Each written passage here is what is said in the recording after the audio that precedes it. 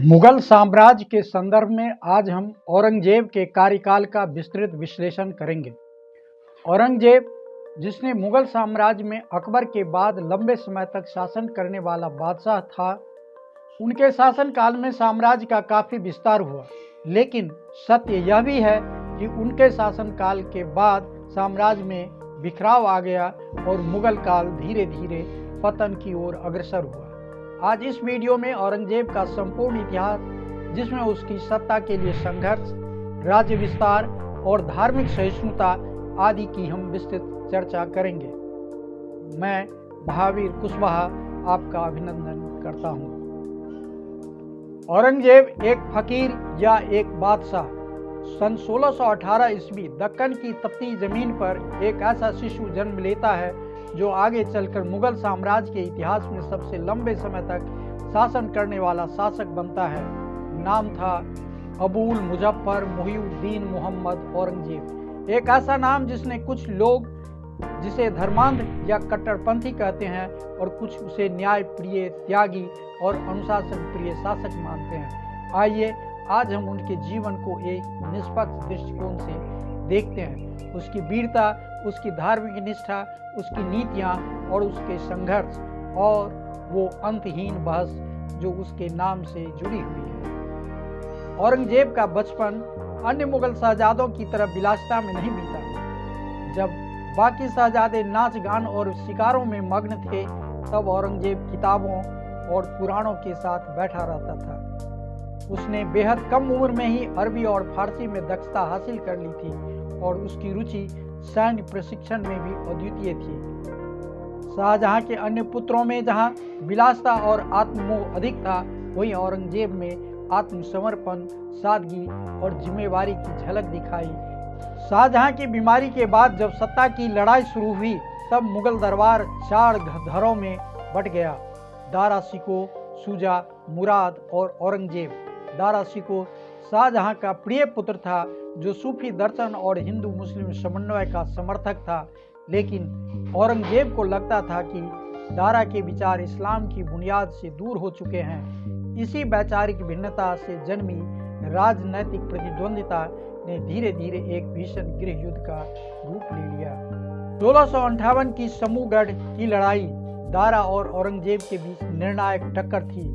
इस युद्ध में औरंगजेब ने विजय प्राप्त की और धीरे धीरे बाकी भाइयों को भी पराजित कर सत्ता पर अधिकार जमाया। लेकिन ये केवल सत्ता की लड़ाई नहीं थी, ये विचारों की लड़ाई थी। औरंगजेब ने नाच गानों और विलासिता से दूर एक कड़क प्रशासन की नींव रखी। उसने संगीत को दरबार से हटा दिया, महलों में महंगे निर्माण कार्य रुकवाए और स्वयं केवल एक टोपी सिलकर गुजारा करने का प्रण लिया।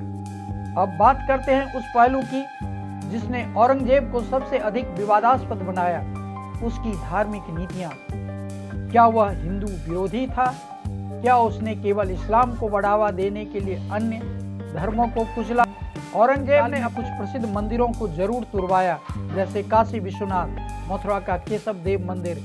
लेकिन सवाल उठता है कि क्या इन कार्यों के पीछे धार्मिक असहिष्णुता थी या राजनीतिक कारण? इतिहासकार जदुनाथ सरकार लिखते हैं कि अधिकतर मंदिर वहीं तोड़े गए जो विद्रोह के केंद्र बने थे या जिनका उपयोग औरंगजेब के खिलाफ साजिशों में हो रहा था। वहीं दूसरी तरफ इतिहासकार आंद्रे डुस्के और सतीश चंद्रा जैसे लेखक बताते हैं कि औरंगजेब ने सैकड़ों मंदिरों को भूमि और अनुदान भी दिया। तंजावुर, चित्रकूट, त्रिचनापल्ली और बंगाल के ब्राह्मणों को जागीर दी। क्या एक सच्चा धार्मिक कट्टरपंथी ऐसा कर सकता है? नहीं। औरंगजेब के प्रशासन की विशेषता थी अनुशासन और न्याय।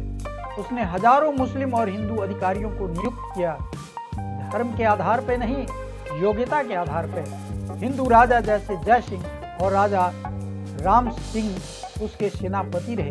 फतवा-ए आलमगीरी जैसे इस्लामिक विधि संहिता को तैयार करवाकर औरंगजेब ने न्याय प्रणाली को मजबूत किया। उसने रिश्वतखोरी, भ्रष्टाचार और विलासिता को खिलाफ सख्त कदम उठाए। औरंगजेब के जीवन में व्यक्तिगत सुख का स्थान न के बराबर था। उसके महलों में शाही चकाचौंध नहीं थी, वह जीवन भर सेना के शिविरों में रहता रहा, दक्कन की धरती पर संघर्ष करता रहा। उसने संगीत, शराब, नृत्य इन सभी को दरबार से बाहर किया, क्योंकि वह मानता था कि एक शासक का कर्तव्य खुदा और प्रजा दोनों के प्रति जिम्मेदार होना चाहिए। उसका जीवन साधु जैसा था और अंत भी वैसा ही। 1707 में औरंगजेब की मृत्यु हुई। अंतिम समय में उसने अपने पुत्र को पत्र लिखा, मैंने सारा जीवन शासन में लगा दिया, पर आत्मा को शांति नहीं मिली। जो कुछ कमाया वही सब छूट गया। कब्र के लिए मैंने कुछ नहीं छोड़ा, सिर्फ मिट्टी का एक टुकड़ा। और ये बात सत्य है कि औरंगजेब की कब्र आज भी खुली मिट्टी में है, बिना संगमरमर, बिना शिलालेख, एक फकीर की तरह। इतिहास में से कोई तानाशाह कहता है, कोई फकीर, कोई उसे हिंदू विरोधी बताता है, तो कोई न्याय प्रिय शासक। पर एक बात निर्विवाद है कि औरंगजेब जैसा संयमित, कठोर और धर्म के प्रति समर्पित शासक भारत ने कम ही देखा है।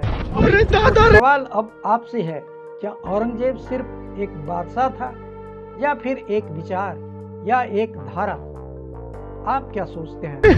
बताइए कमेंट में। और अगर आपको ये ऐतिहासिक विश्लेषण पसंद आया हो तो चैनल को सब्सक्राइब जरूर करें। मिलते हैं किसी अन्य ऐसे ही ऐतिहासिक विश्लेषण के साथ। धन्यवाद।